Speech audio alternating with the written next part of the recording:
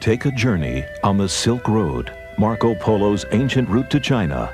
Produced at a cost of $50 million and requiring over 10 years to produce, the Silk Road video collection is comprised of separate adventures linking ancient and modern-day Asia.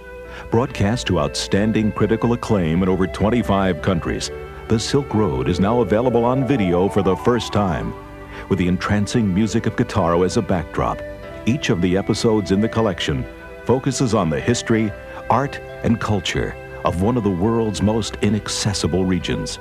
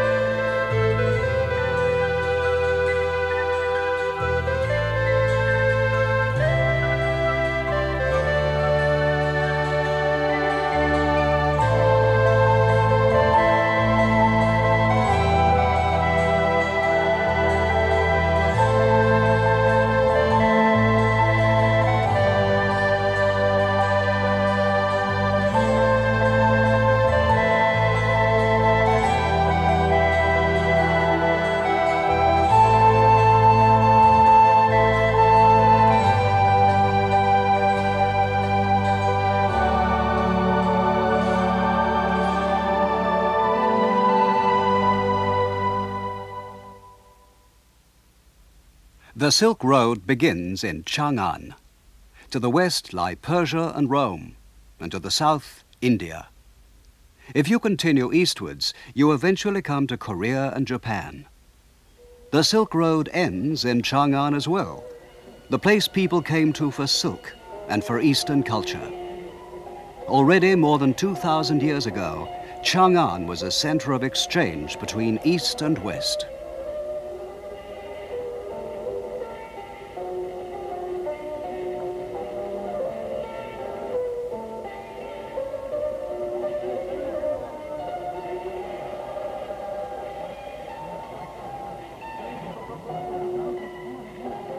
Our Silk Road expedition was a joint effort made up of people from NHK, the Japan Broadcasting Corporation, and from CCTV, China Central Television.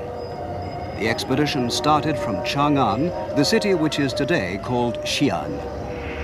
It was the beginning of a journey that would take us across the Yellow River, through the Taklamakan Desert, and towards Pamir. It's the world's last unexplored region, the Silk Road. The bell tower near the center of Xi'an is a sort of symbol of the entire city. This was the center of Chang'an, which was the capital of China during the Han and Tang dynasties, and which flourished as the terminus of the Silk Road. During the Tang dynasty, Chang'an was a splendid city, about 9 kilometers or 5 miles square. It was about twice the size of the present city of Xi'an. The Tang Imperial Palace stood where the bell tower now stands, a very impressive building centered on the Imperial Council Hall. Directly in front of the Council Hall lay a great avenue, 150 meters wide or 500 feet, called Tu Chua Avenue. This was the city's main thoroughfare, and other streets branched at right angles from it, forming square city blocks, like a chessboard. In the eastern part of the city were marvelous buildings, such as the Qin Palace of the Emperor Xuanzong. And merchants came to Chang'an from all over the world. Merchants from the east congregated in what was called the Eastern Market, and those from the west in the Western Market. Here, foreign traders could find lodging houses and take part in the city's thriving business. And leading westwards from Chang'an was the Great Silk Road.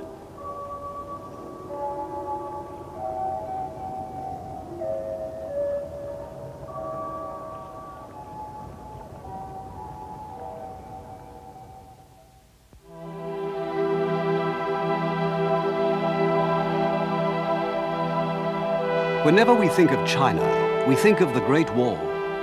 And whenever we think of the Great Wall, our thoughts turn to the Emperor Qi Huangdi, who started to build it. He quelled the tribal strife that divided China, united it for the first time into a single empire, and with the Great Wall, protected it from its nomadic enemies in the north. He was a notorious despot, but he achieved many great things. A marvelous relic that demonstrates the enormous power of the Emperor Qi Huangdi was recently discovered quite near Xi'an. A huge group of clay models of warriors and their horses has been excavated. It's become known as the Emperor Qi Huangdi's sculptured army.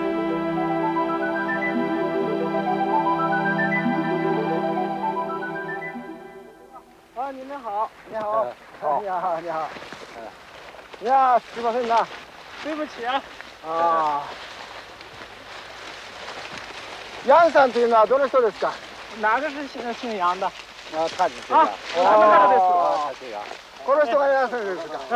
あ、こんにちは。你好。你好、你好。ヤンさんが秦の始皇帝の兵馬俑を発見されたそうですね。听说你发现了秦坑是吗？毛主席啊，在这个龙泉基建尤其是水利基建方面，我们这个临潼县呀，堰载公社下环这个大队西洋生产队，在这个水利建设上打井啊，这个达到这个4.5米左右啊，发現这个秦俑啊。当時我が人民公社の社員たちはですね、糸を掘るとき、糸を掘るとき。地下4メートル深さのところですね、秦の兵馬俑を発見しました。それだけ立派なものを発見されたから、今英雄ですね。你发现了这么一个重大的发现呀，你是一个英雄啊。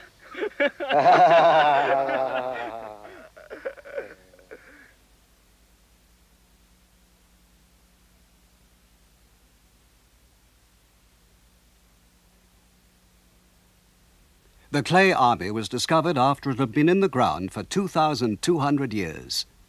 Since it was first unearthed in 1974, no foreigners have been allowed to film it or take any pictures.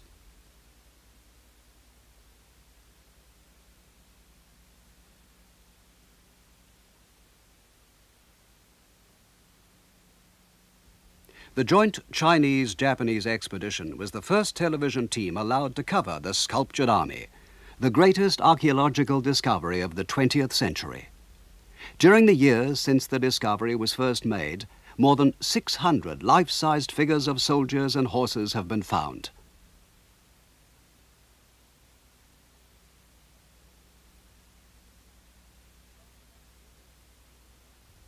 But they have only excavated about 1/10 of the whole area.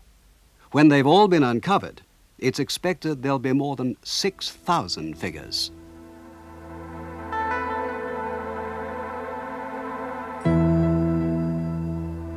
The Emperor Qi Huangdi was indeed a very powerful man. He once said, "I am the Emperor Qin, and my name will be passed down to the 2nd, the 3rd, and even to the 10,000th generation." He even wanted to conquer the world which comes after death.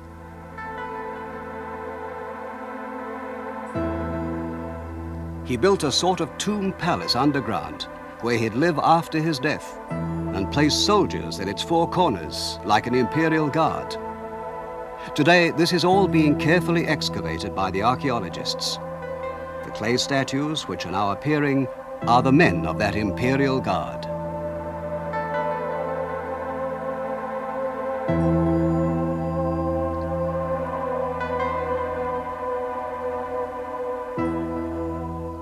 In the famous Chinese history book called the Chronicles, the underground palace is described like this. When the Emperor Qi Huangdi took power, he had a tomb constructed using 700,000 convicts as labor. In it, he placed a golden throne and an observation tower with 100 officials and military officers. He had a special system invented that would shoot arrows to kill anyone that might try to dig up the palace.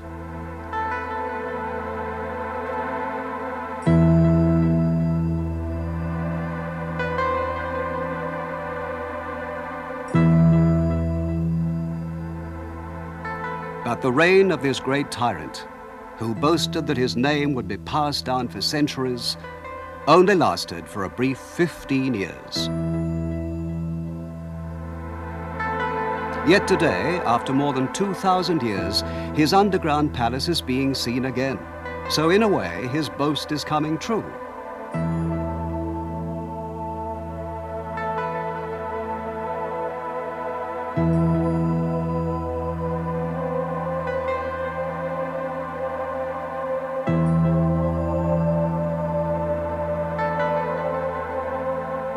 The archaeologist in charge told us that to complete the excavation will take about another 20 years of work.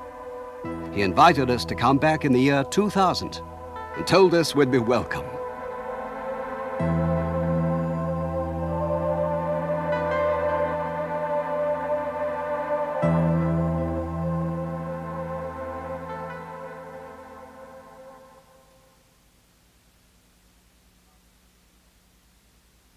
About 60 kilometers, or 40 miles west of Xi'an, there's a group of what look like small hills. It's the tombs of emperors of the Han dynasty, which ruled China after the Qin about 2,000 years ago. Government officials, important soldiers, and relatives of the emperor were also buried here. The high mound in the middle, surrounded by the tombs of scholars and generals, is the burial place of the great Han emperor, Wu Di.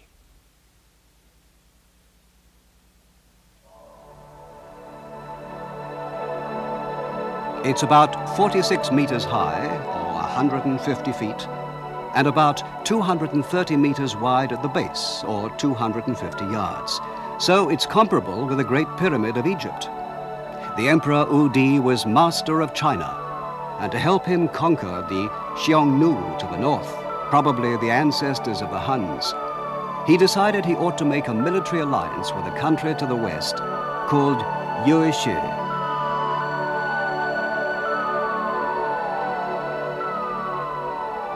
He called for a volunteer to carry his message to Yuezhi. The man who came forward was called Chang.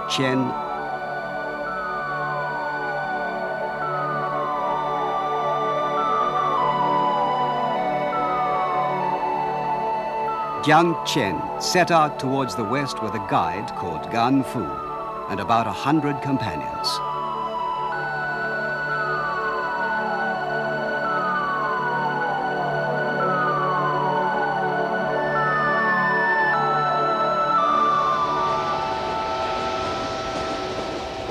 We went to see the tomb of Chang, which still exists at a place called Hanjiang, about 12 hours by train from Xi'an.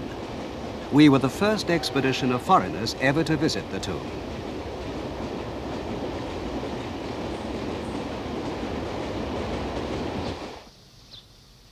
Chang's mission ended in failure, for the emperor of Yuezhi had no interest in an alliance with China. Chang's journey took him 13 years, and he was twice taken prisoner by the Huns. All of his followers were lost, and when he finally returned to Chang'an, he only had Gan Fu with him, and they were both in a miserable state.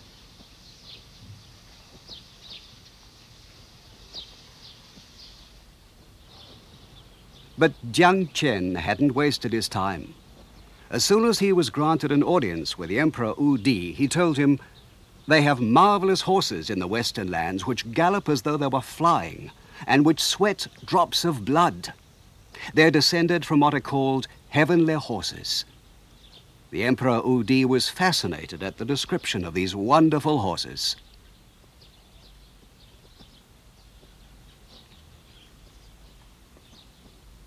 For during his battles with the Huns, he had found that he was always at a disadvantage because the Chinese horses were slower, smaller, and altogether less efficient than the nomads' mounts.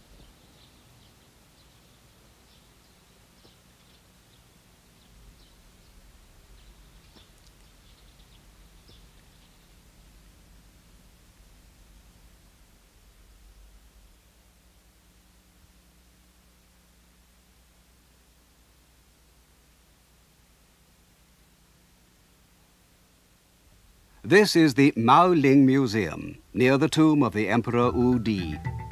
Here we saw statues of Huns being trampled underfoot by Chinese on the horses that sweat blood.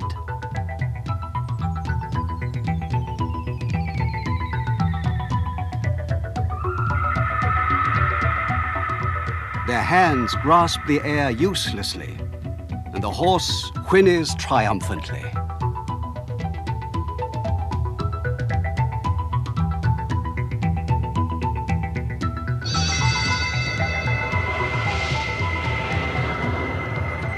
After he had obtained some of the famous Western horses, the Emperor Wu Di organized a campaign against the Xiongnu. His army was commanded by a young general called Fuo Jiubing. Handling his new cavalry skillfully, young General Fuo fought and won battle after battle with the mounted armies of the Xiongnu. He went on to conquer an area west of the Yellow River called the Hexi Corridor, and returned in triumph to Chang'an with no less than 100,000 prisoners. Fortresses were built in the Hexi Corridor, and a road between Han China and the West was established. Thus, the Silk Road began. For China, the new road had a double importance.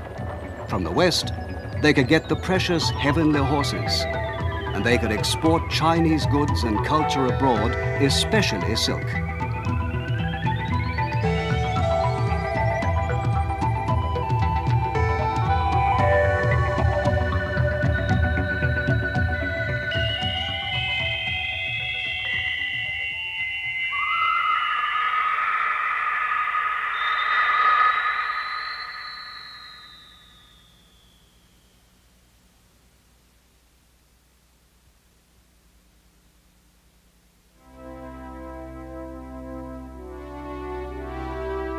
"50 miles west of Xi'an lies the largest tomb in China, perhaps the largest tomb in the world. It's the burial place of the third emperor of the Tang dynasty, which started in 618 AD. His name was Gao Zhong, and his empress who was buried with him was called Wu Zetian. Wu Zetian, who ruled alone for 50 years after the death of her husband, was the only empress in the entire history of China. During her reign, China flourished, and its capital, Chang'an, became the biggest and busiest city in the world, with a population of more than 1 million people. The Tang dynasty was the greatest dynasty in all China's history, the flower of the dynasties. The capital, Chang'an, was a veritable peony blossom, and the empress, Wu Zetian, was like the queen bee among its petals. This tomb, called Qianling, was built into a mountain 1,048 meters high, or 3,000 feet, and it represents a peak in China's history. Soon they'll start to excavate it properly.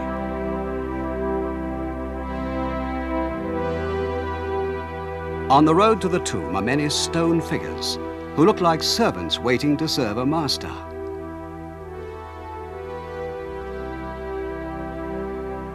These 10 figures are each 4.5 meters tall, or 15 feet, and they represent well-known military and civilian officials who served the Emperor Gaozong. They're realistically carved, and they're believed to have been sculptured from life.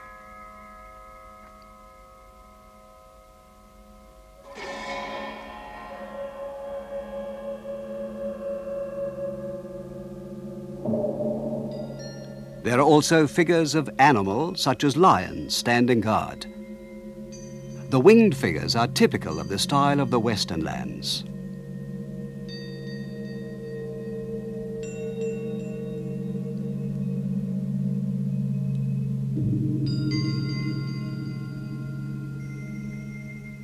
These are figures of the foreign ambassadors who attended the funeral of Gao Zhong and who even helped to build the tomb. Altogether, 61 kings, members of royal families, or ambassadors from different countries attended the funeral.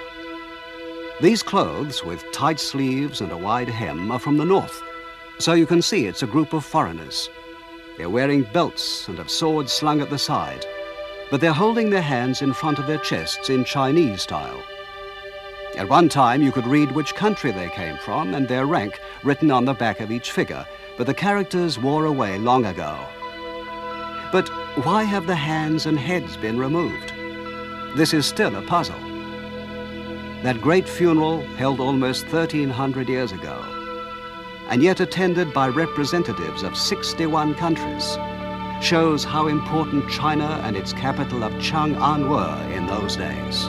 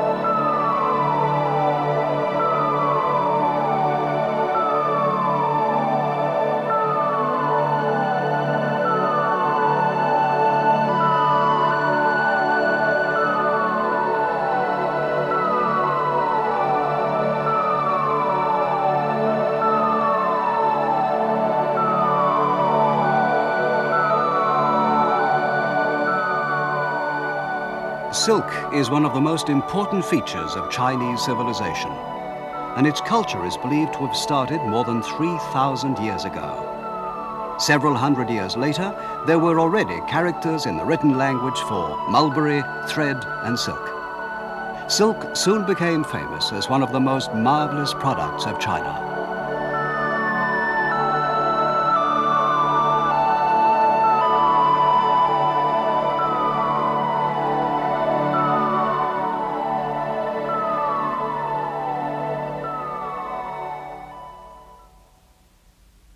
This is the tomb of Princess Yong Tai, near the Quanling Mound. As you pass along the underground passage, 90 meters long or 82 yards, you can see pictures of ladies of the Tang court painted on both walls.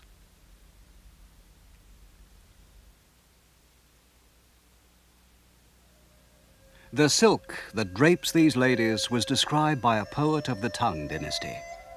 He said, "Silk is a heavenly thing, with threads like geese flying through the autumn sky.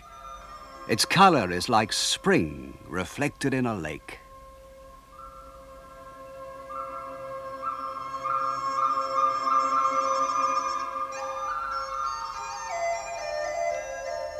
These ladies are playing with flowers in a garden.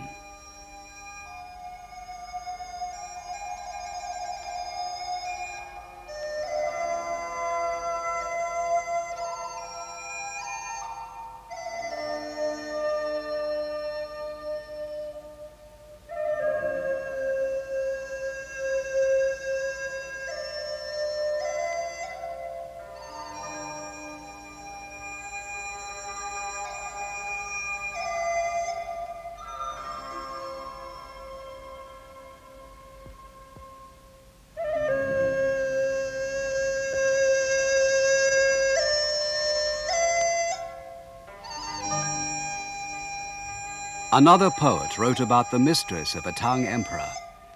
Her smile brings 100 charms to her eyes, and her beauty has the fragrance of the 6 shrines.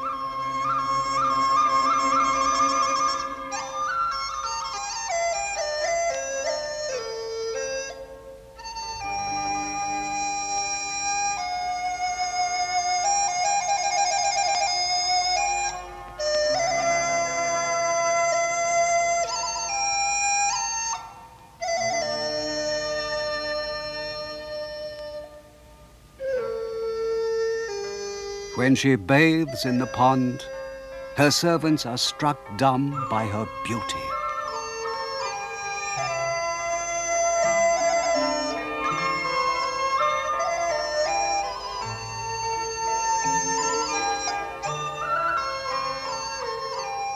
"3,000 lovely maidens serve the emperor, but he has eyes for only her."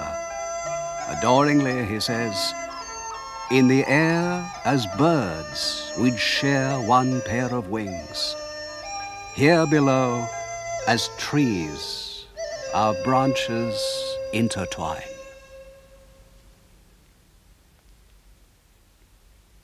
This wall dates only from the Ming dynasty, but 700 or 800 years before it was built, the Tang city was 8 times as big and measured 10 kilometers by 8 kilometers, or 6 miles by 5 miles. It was the biggest city in the world, bigger even than Baghdad in the west. Inside the city walls were markets, where business was done by traders from all over the world.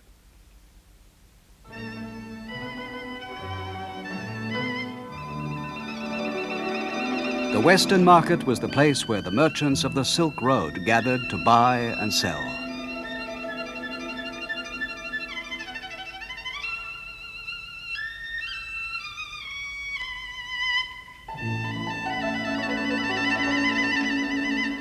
The Western market had other attractions, including music. Entertainment was provided by the hospitable Chinese for the merchants who had endured the hardships of the Silk Road.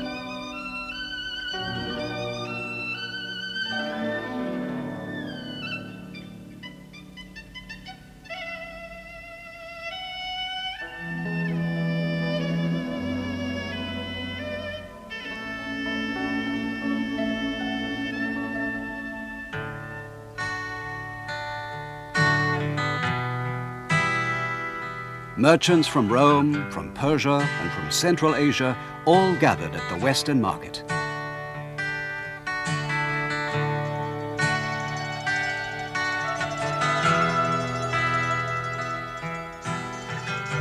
Above all else, what they wanted to buy was silk. In imperial Rome, silk was worth literally its weight in gold.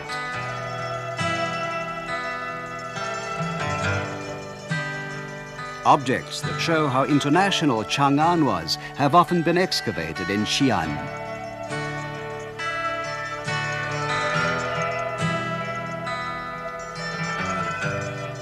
Figures made of the Tang soft ceramic show people from many countries.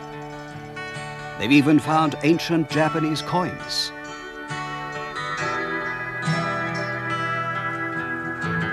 Driving these camels are people from the north with their high boots.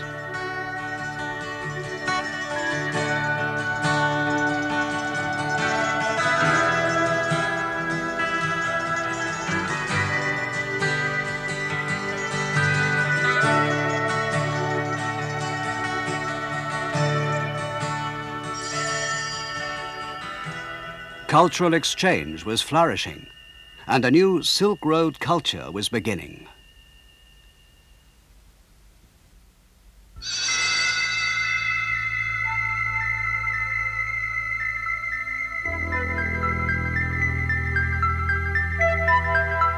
Along the road, in both directions, camels were traveling, carrying civilization to the east and to the west.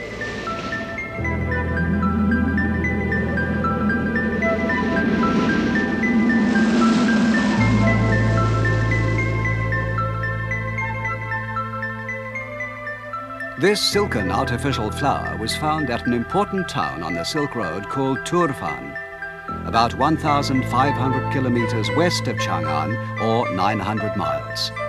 According to the Chinese archaeologists, it's about 1,500 years old, but because Turfan is such a dry place, it's been perfectly preserved.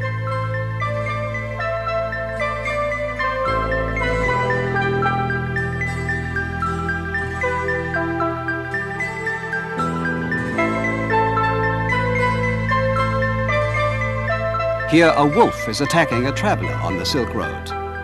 The Taklamakan Desert, where this was found, is known as a place where the only milestones are the whitened bones of the dead.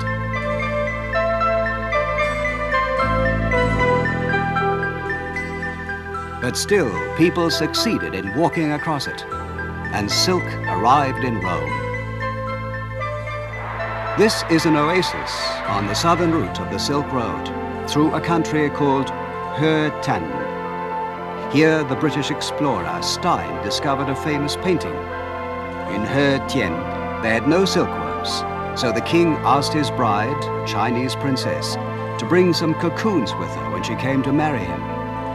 The export of silkworms was forbidden, of course, but the princess succeeded in smuggling a few through.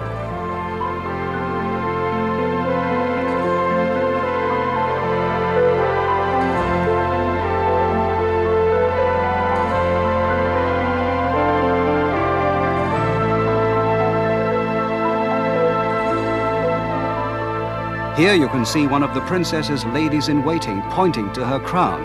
That's where she hid the cocoons.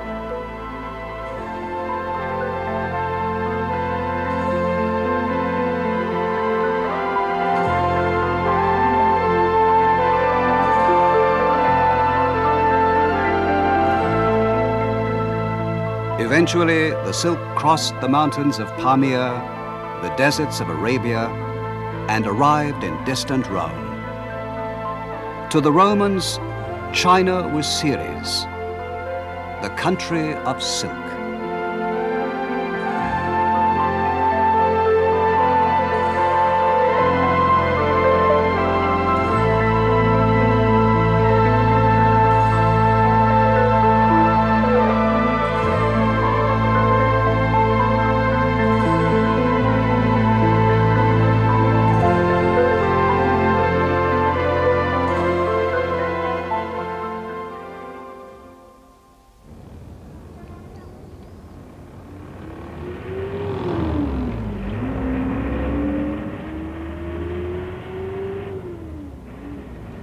The city of Xi'an is in China's Shanxi province. It has a population of 2.5 million, about twice as many as in ancient Chang'an.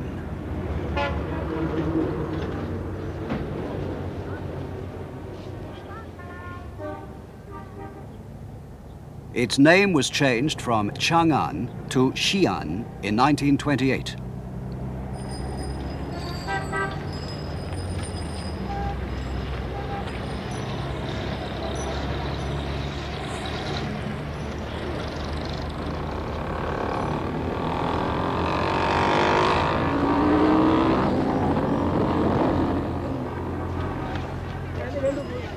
We wanted to see what was left in today's city of ancient Chang'an, the capital of 11 Chinese emperors long ago.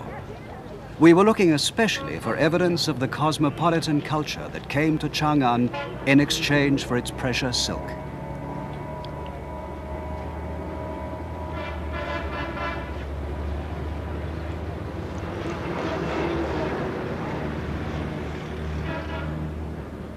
When we visited Xi'an, it was autumn. The city was bustling with celebrations for the 30th anniversary of the founding of modern China.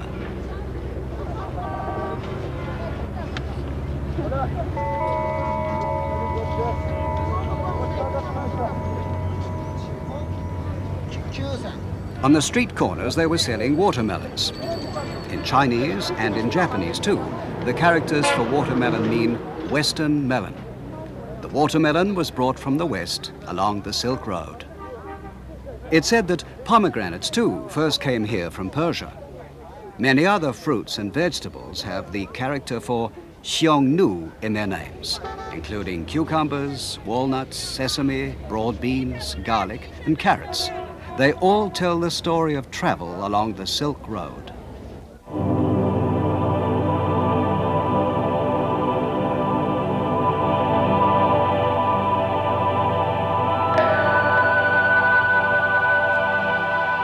All kinds of new entertainments were also brought for the people of Chang'an.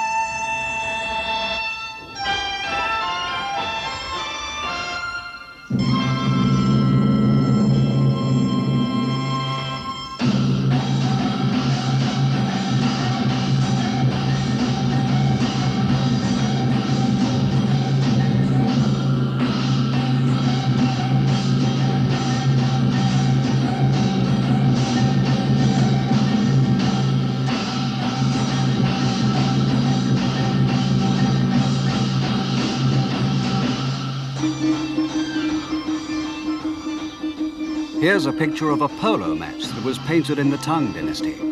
Polo, which originally comes from Persia, was the favorite game of the Emperor Xuanzong and was very popular among the aristocrats of Chang'an.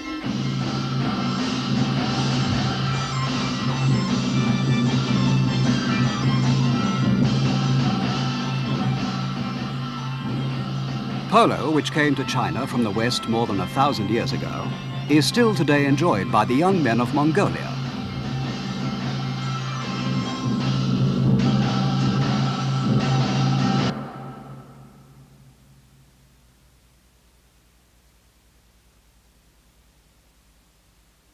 People traveling along the Silk Road also brought their religions with them.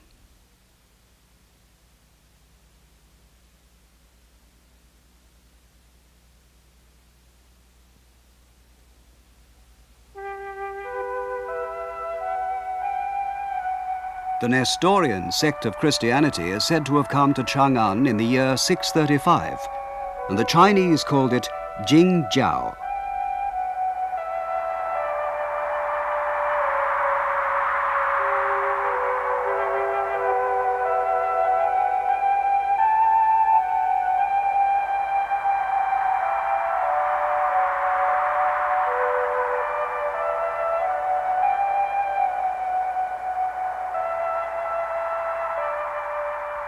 Jingjiao spread quickly in Chang'an, and this great memorial was set up to record its arrival.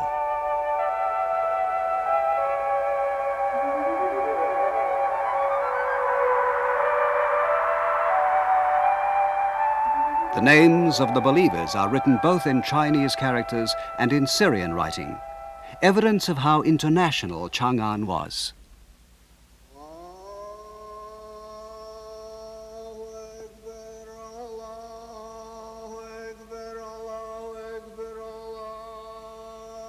While we were in Xi'an in 1979, Islam was big news all over the world.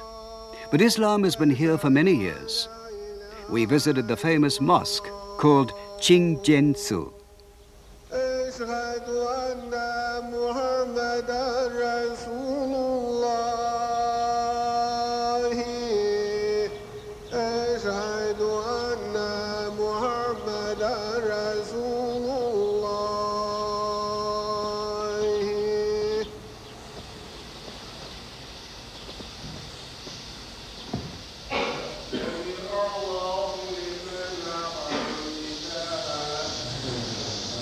We only took pictures from behind, as the Muslims don't like to be photographed praying.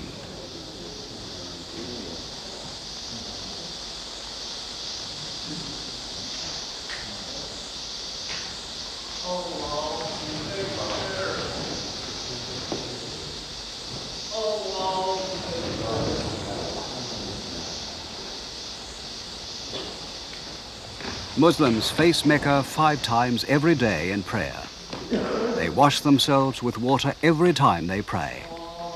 Twice a year, Qingjiansu is filled with Muslims attending annual festivals.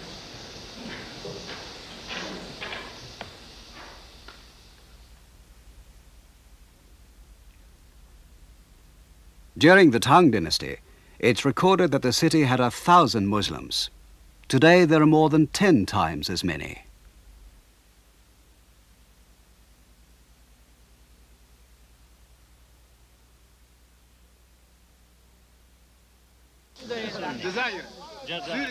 Here we are with some new foreign friends from China, Algeria and Syria.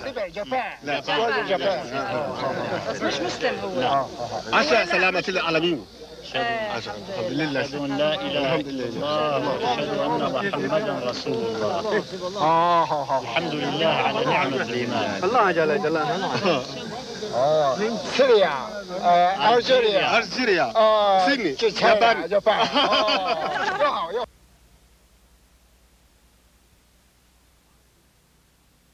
But nothing influenced China as much as another religion that arrived on the Silk Road, Buddhism.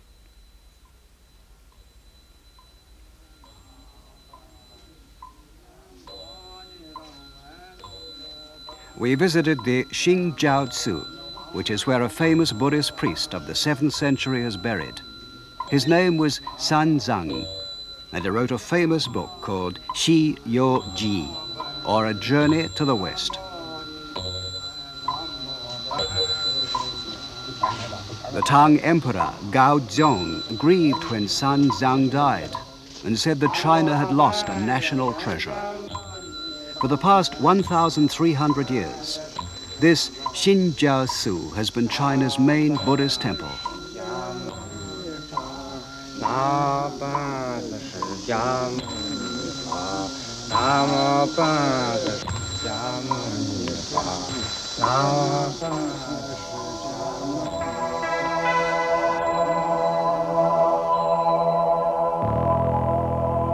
His main claim to fame is that he traveled all the way to India. In those days, it must have seemed like the end of the earth, to bring back Buddhist scriptures.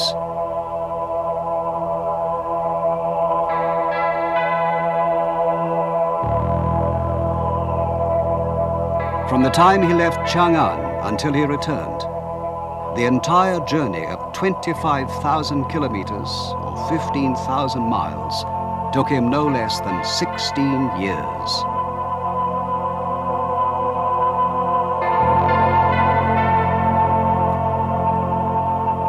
He brought back 657 rolls of Buddhist sutras from India, and it took 24 horses to carry them all.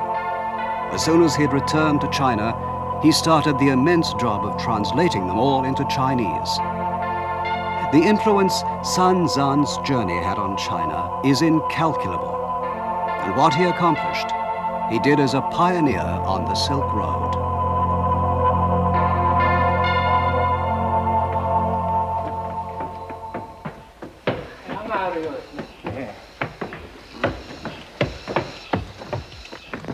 The chief priest of the Xinjiaozu invited us upstairs, saying he had something interesting to show us.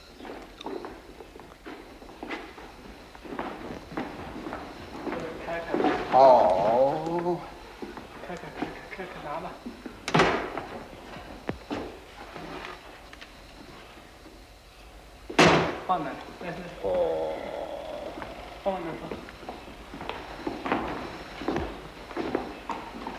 Many Buddhist documents are preserved here, as you would expect. And although there's no proof that these are the actual sutras that San Zhang brought back, the head priest handled them with great reverence. これは随分古いもののようですが、一体何でしょうかね。这个怎么这么旧了？这什么东西啊？北野经。叫白曜経と言います。白曜経。白曜経。白曜経ってのは何ですか。什么叫北野经啊？这是印度的北野树的树叶。これはですね、インドのある白葉という木の葉っぱです。葉っぱ。随分古いもののようですが、何書いてあるんですかね。これいつの時代のものでしょうね。这么旧了，上面写的什么呀？这是不是很古了？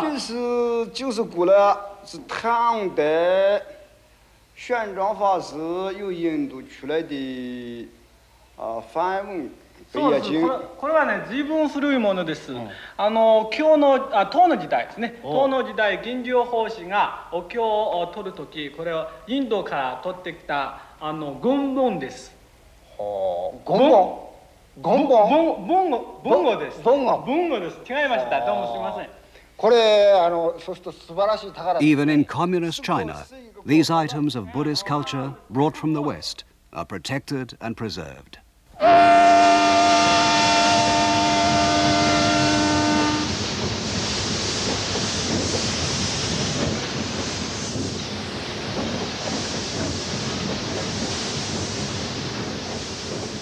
Xi'an is a transit point on the modern Silk Road that starts from Shanghai, the gateway to the ocean, and runs to Urumqi, the international city in the inner continent.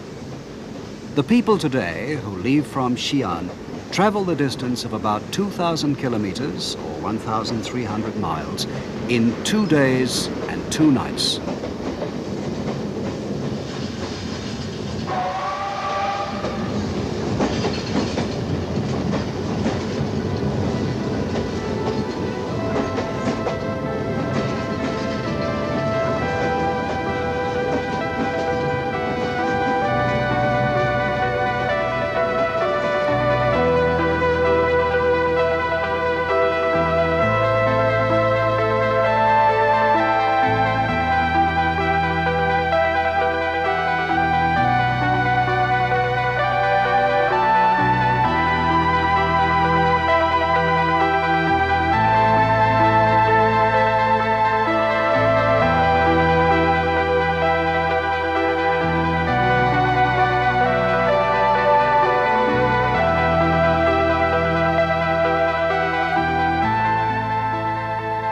The river Wei Shui flows through the northwestern suburbs of Xi'an. When people set off westwards along the Silk Road, this is where their friends and relations would see them off.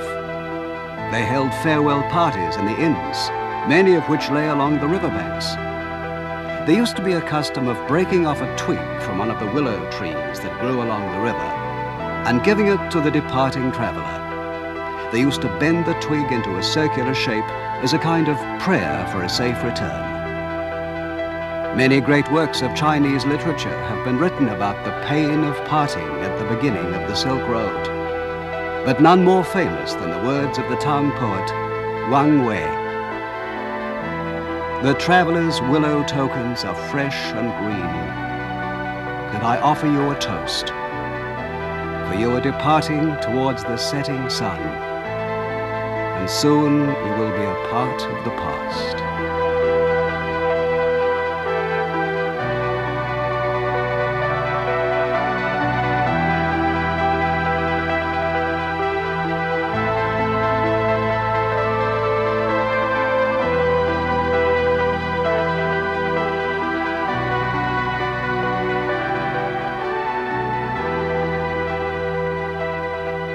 We bade farewell to our hosts in Xi'an and departed across the river for Donghuang, for the Taklamakan Desert, and for lands unknown.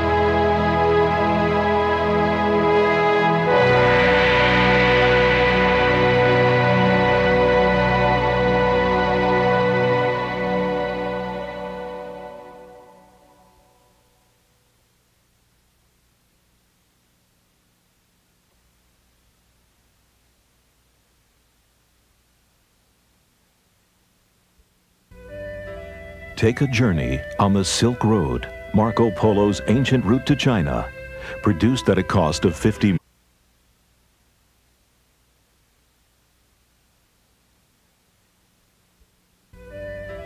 Take a journey on the Silk Road, Marco Polo's ancient route to China, produced at a cost of $50 million and requiring over 10 years to produce. The Silk Road video collection is comprised of separate adventures linking ancient and modern-day Asia. Broadcast to outstanding critical acclaim in over 25 countries, The Silk Road is now available on video for the first time. With the entrancing music of Guitarro as a backdrop, each of the episodes in the collection focuses on the history, art, and culture of one of the world's most inaccessible regions. In the glories of ancient Chang'an, you'll visit the starting point of the Silk Road, Chang'an, the world's largest city in the 7th century. You'll see the incredible clay army, buried for almost 2,000 years. The discovery of these 6,000 statues was an archaeological triumph, and the Silk Road crew were the first foreigners allowed to photograph it. Thrill at the sculptures deep in the world's largest tomb, and then enter China's most hallowed Buddhist temple. Examine the hidden underground murals of a legendary princess, and walk the only man-made object visible from outer space, the Great Wall of China. In 1,000 kilometers beyond the Yellow River, you'll cross the Yellow River in a goatskin raft. Gaze in awe at the same giant Buddha that Marco Polo saw 700 years ago. Look with amazement at the huge water wheels that irrigate miles of Chinese croplands. and visit the secret caves of Bingli Sea, never before photographed by a television crew. Then transverse the forbidden corridor between the mountains and the Gobi Desert, where the Huns battled the Chinese for control over the most prized horses in the world. In the art gallery in the desert, you'll tour the legendary Magao Caves at Dunhuang, over 500 caves filled with more than 3,000 murals and statues, dating back to the 4th century AD, an oasis of history located in the middle of the Gobi Desert. These incredible man-made caves are an architectural masterpiece and the dream of art scholars around the world. Now, you will be among the first Westerners to visit them, and you'll see for yourself why these artifacts are considered to be among the most priceless treasures on Earth. In the Dark Castle, you'll encounter a mysterious ghost castle situated in the Gobi Desert. These ruins are all that remain after Genghis Khan obliterated the legendary city of Karakoto and exterminated the people that built it. After the Russian explorer Kozlov unearthed the castle, he took its incomparable treasures to the Russian art museum, the Hermitage. The castle, believed by the Chinese to be cursed, has not been entered for over 50 years until now. The castle stands near the Russian-Chinese border and is in a sensitive military zone normally closed to anyone but the Chinese army. You can only visit this region today via the Silk Road. The journey continues in search of the lost kingdom of Lulan, where you'll discover a lost kingdom which vanished into the sands of the desert. Join the first journey in half a century to seek these ruins. You'll uncover Silk Road relics that have been buried for over a millennium, and you'll unearth a mummy that's been preserved in a secret grave for over 2,000 years. The wind-carved rocks of the desert surround you at every turn. You'll gaze in amazement at the beauty that has taken nature and eternity to create. In across the Taklamakan Desert, you'll be the first foreign visitors in over 75 years to visit the ancient Buddhist city of Muran. Visit the beautiful home of a Chinese farmer and his family, and the gardens and vineyards that surround their land. Meet nomads in an oasis town, and be delighted as the village children sing and dance for you. You'll then attempt to cross the desert described by the locals as the place from which nothing living returns. After losing your way in the 120-degree heat, your caravan will stumble into ancient ruins and then attempt a night escape across the desert to safety. The Silk Road is an opportunity to travel through Asia as never before possible. Experience a voyage into the past by visiting the present. Examine the art, thrill to the scenery, and enjoy the hospitality of the people of these far-off regions. Your copy of the Silk Road will be your passport to an unforgettable journey.